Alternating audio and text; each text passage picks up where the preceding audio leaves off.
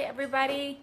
I'm gonna log in real quick to do a quick recap of Game Plan Chapter 5, Day 5. So that means we have made it through the first week of the Game Plan book. And this is anybody that's watching that doesn't know what we're talking about, this is the book that we're going through, one chapter a day, and it's the complete strategy guide to get you from starter kit to silver. So it's exactly what it says. It helps us move up the ranks with Young Living. It teaches us the ins and outs of the business and what's worked for so many of the leaders. So me and a couple leaders on our team are breaking down this book and bringing it to you guys every week, and not every week, every day. So today I'm going to cover Chapter 5. If you don't have the book, I highly encourage you to get it. If you're considering the business side of Young Living, this is just a under $20 investment for your business. So it will definitely pay itself off. And if you consider all the other business expenses that businesses do have, like overhead charges and insurance and things like that, and payroll expenses, we don't have any of those kind of expenses when it comes to Young Living. So if we just have to invest in a $20 book and our starter kit to help us get going, then that's a pretty sweet deal. So I'll go ahead and get started. I don't have a lot of time this afternoon for this video, and my kids are going to be running through the door any minute now. My husband just went to pick them up from school, so that will interrupt us here in a bit, but that's okay. So Chapter 5 is Overcoming Excuses and Finding Your Niche. This is a good chapter because I think we all have excuses, and it's just part of our life, and it's just how we choose to deal with those excuses, if we're going to let them make us or break us, and how we choose to handle them, if we're going to let them be a stumbling block in our business, or we're going to continue to push and persevere even with those issues that we have. So she lists a huge list of excuses that she hears from people all the time, and these are excuses I've told myself and that I've heard other potential business builders tell me. So I agree with her. It says, I don't know any people, I live in a rural area, I don't have the influence you have, I don't have the time that you have, I don't have the money to start a business, I can't stand in front of people, I have 5 children, I have children and no babysitter, I work too many hours, I don't want anyone in my house, and I don't like to sell stuff. So these are all excuses that we've heard and that we've maybe said ourselves. So one of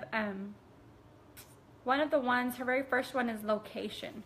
And she says that she has members that live in very rural places, that they have to literally drive 12 miles from their home just to get a cell phone signal. And they're very successful in the business. So it doesn't matter where you live, there's always people that need to hear about Young Living. Everybody can benefit from a chemical-free home, and everybody has friends who have different health issues and health goals that you can help them with. So it's not necessarily where you live and who you know, it's where your friends' friends live. So location should not be an issue.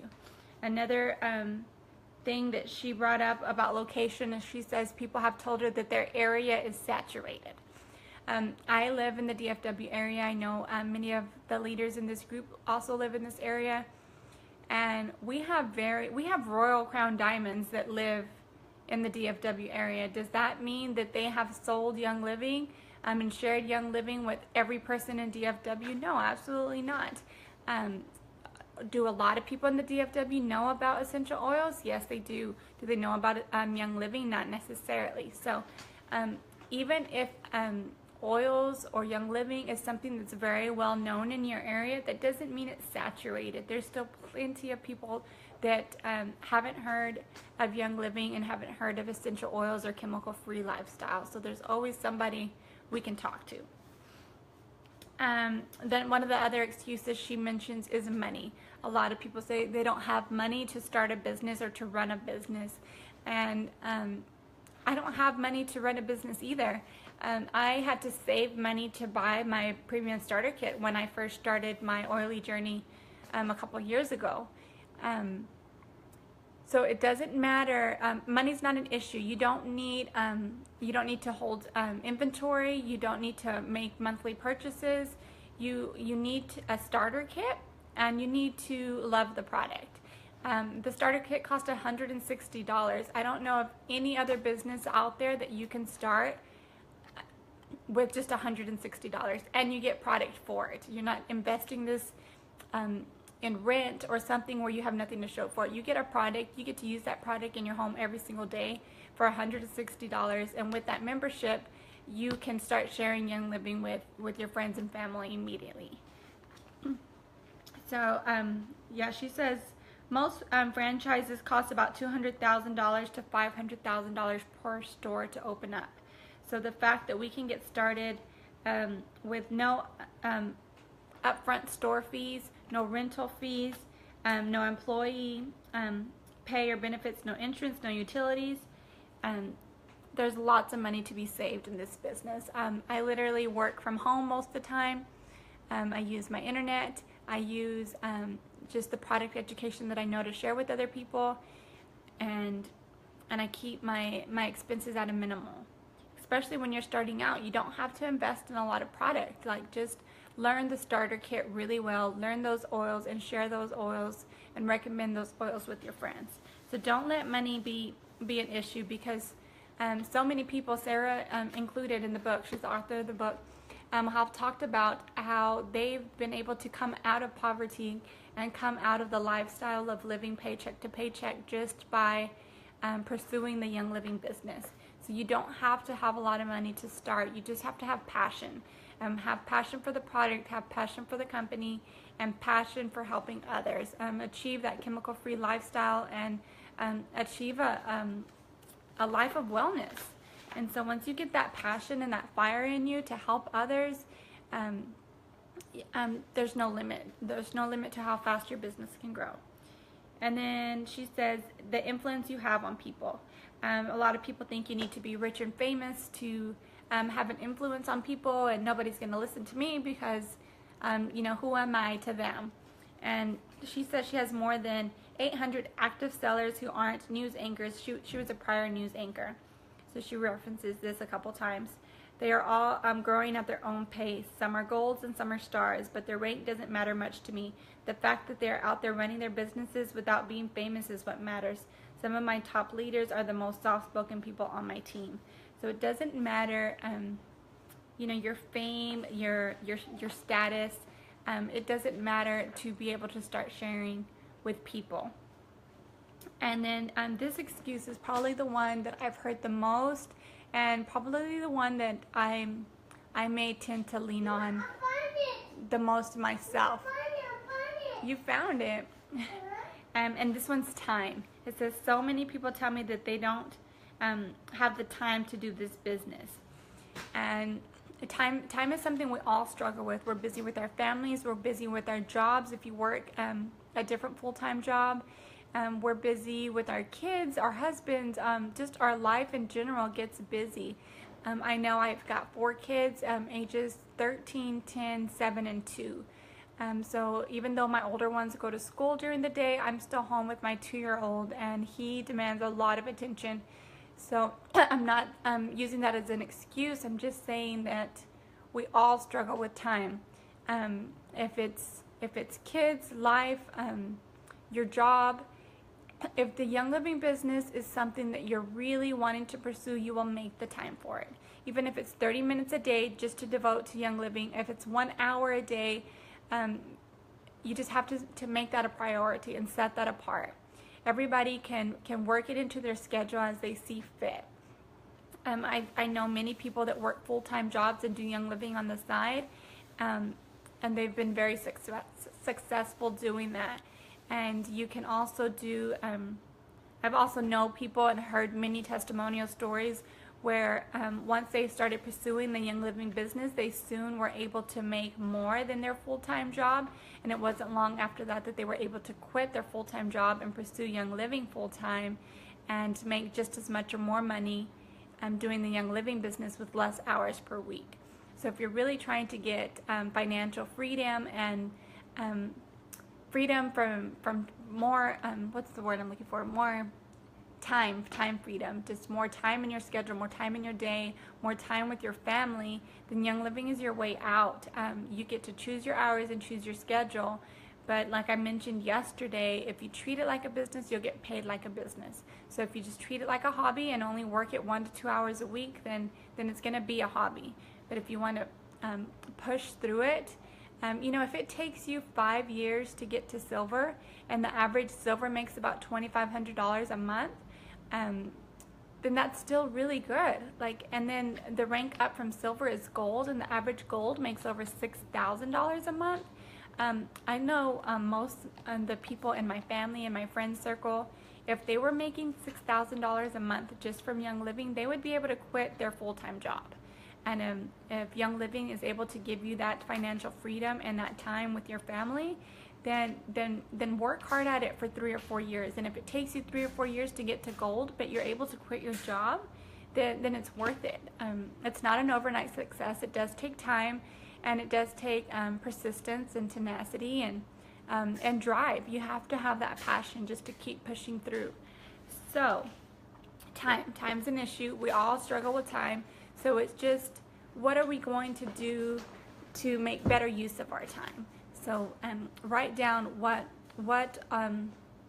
you're doing that isn't benefiting your business. If you spend a lot of time on Facebook, limit that time on Facebook and turn that into time where you can be listening to personal development videos, product education videos, and use that time more wisely to help you better grow as a person and as a leader, and in your Young Living business. So, and then the next excuse she has written down in the book is, I don't like to sell stuff. I've never been in any other direct sales company before.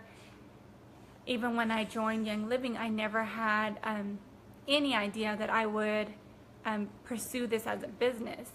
And even now when I'm doing it, when I teach a class, when I talk to somebody one-on-one, when I talk to a stranger about it, I never feel like I'm selling them a product. I feel like I'm educating them that there's other options out there.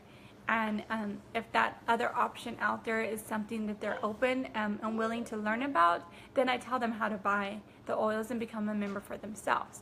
But my goal is never, how many kits can I sell this month? How many products can I get this person to buy from me? It's never about that. It's how can I help them reach a healthier lifestyle? How can I help them with these goals that they have? And it's all product education. People don't know what you don't know. So if you're able to teach them about what's out there and what options they have, it's sharing knowledge with them. I've talked to people, about Young Living and what the oils can do for them, and they're Facebook friends of mine. They see my posts all the time, and I had one girl tell me, she's like, I had no idea that you could actually use these oils for therapeutic reasons. She's like, I thought they were air fresheners and you put them in the diffuser just to smell good. I'm like, well, some do smell really well, some don't. But there's a lot more to them than just making the room smell well. And she didn't know. She reads my post, she sees my post, and she honestly just didn't know any different. So it's just product education. I was able to educate her a little bit more on the product, and she was blown away at the possibilities that these oils have for her and her family. So it's just product education. Tell people what they've done for you. I still struggle with sharing my own personal testimonies with the oils. I feel like I use them so much in my everyday daily life that I don't think to share that with people. Like, oh, I use lavender for this today, or I used this last night when I went to bed, because it's so routine for me now.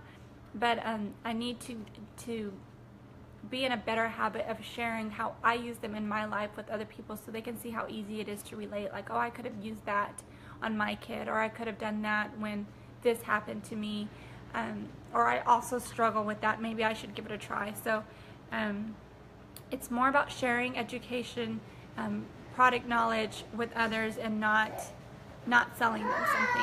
I've never felt like I've sold a kit to anybody, and I've personally enrolled over 60 people in Young Living. Hi. I've personally enrolled over 60 people already, and I don't feel like I've sold them a kit. Something's honking outside. Is that us? Okay. And let's see. Oh, her last excuse in the book, and the only excuse she says is a legitimate excuse, is I can't stand in front of people. She says she knows so many people who just have an absolute fear of standing up in front of people and speaking. And I can tell you guys that I am not a big fan of public speaking. I have worked and overcame that, where it's still not my favorite thing to do, but I will do it because I enjoy, like I said, I have a passion for helping others. So if that means I need to get in front of them and talk, then I will. I do prefer one-on-ones or small groups of 2 or 3 people. A phone call, messaging, I prefer all of that versus a room full of 20 or 30 people. I've done small classes and I've done bigger classes, and they're all as successful as you want them to be. I've had a class where I've only had one person show up. I had one person show up, so I sat with her and I did the one-on-one, and I went through everything, and she purchased a kit and she went home. So to me, that was a 100% success rate. I had one person show up and I had one sign up. Shh. Play it over there, baby. I've had a class about 18 to 20 people where I only had 2 sign-ups. So it is what you make of it. It's all in the relationships you make with the people, the connections you make with them, and the follow-up. So let's see. But I do feel like you can overcome that that hesitation you have of getting in front of people and speaking. It's not easy, but I really think the more you do it, the easier it'll get. Even these Facebook Live videos, like, I have a hard time, and I know this group is super tiny, so only a few of you guys are going to see it, but on my personal page or my Young Living business page, I rarely go live on there just because I don't like the way I sound on camera. I don't like the way I look on camera. I feel like I'm a big goof sometimes. But I've done a few Facebook Live videos on my Young Living page, and I've highlighted a couple products. And I've had people reach out to me. They're like, I heard you talking about this oil. Can you tell me more about it? Or that class you did online, I was able to watch it, and there was a lot of useful information. Can you tell me more about the oils? So definitely, the more you put yourself out there, the more people will hear you and the more they'll listen. And I know Barrett, she's a strong leader on our team, and she's an extreme introvert, but she has overcome that, and she's been doing Facebook Live videos. She did a recent Facebook online class, and she had a huge success with it. She had a lot of people watch. She had, I think, 2 signups come out of that, and that was just great for her, because I know it was super rewarding to know that coming out of her comfort zone paid off. So I do encourage you guys to come out of your comfort zone and just talk to people about the oils. Like, and don't be afraid if somebody's gonna say no. Like, don't take it personally. Just, they don't know that they need it in their life right now. Does that mean that they won't come back? I have a close friend. She used to live here and she moved away, but we still keep in touch. And I've mentioned oils to her for almost 3 years now, and she was like, nope, I don't like oils, don't like the way they smell, they don't do anything for me or my kids. And she was just like, nope. And then she had some stuff go on in her family. This has been about 2 months ago now, and she reached out to me, and she's like, hey, do you have an oil that will help with this? And do you have an oil, oh my goodness, an oil that will help with that? And I sent her some information, and she signed up and bought a kit. And then not even the things that she messaged me about, but some other stuff, a few weeks later, she was like, hey, I've got to tell you that I'm loving these oils. I use them on my kids at night. My youngest one, I think he's a little over a year now. She's like, my youngest one slept through the night for the first time ever. She's like, and I know it has to do with the oils. So she was a skeptic for a long time, and I was okay with that. But when she had the need, she knew where to find me, and she knew I would be there to help her. So that's what I did. So I'm going to go over real quick on the workbook for chapter 5. It says overcoming excuses and finding your niche. What does she want? Okay, identify some of the excuses with the response to each excuse. So just write down, you know, if it was time, if it was your location, if it was standing up in front of people and speaking. Write down the excuses that you give yourself about the business, and then write down your response to each excuse. And then she's like, I'm sure you've heard all of these excuses before, but tell me which one you think describes you the most. So write that here. I will post a picture of these so that you, if you don't have the workbook, you can at least see what it's asking you to do, so you can write it down like in a spiral notebook. And then the next thing is, now I want you to write down your way out of it. So if you say you don't have enough time to run the business, how can you find more time in your schedule? What can you cut out of your schedule right now to fit in just a little bit of time to work on the Young Living business? Either the personal development, product education, time to share with others about it, sending messages out, care calls. Like, what can you do to help run your Young Living business? Find a little bit more time for it, or whatever your excuse is. What can you do to overcome those excuses? I hear excuses all the time, and I'm very thankful for my builders. Hi, Baird, thank you for joining. I'm very thankful for my builders, but I can't expect you guys to do what I do. If you do more than I do, then that's great. We all live a different life, and we have different schedules, and we have different expectations that are expected of us. It's okay. I didn't announce when I was coming on. We just all have very busy lives, so I can't expect you guys to hold a Facebook Live class once a week or once a month, or I don't have expectations of you guys. What I'm here for is to support you guys along the way. If that means you're moving slowly, then I'm going to be there every step of the way. If you're going to move super quick and surpass me, then I will still be there every step of the way and help you guys as much as I can. I feel like I'm sitting in a shadow.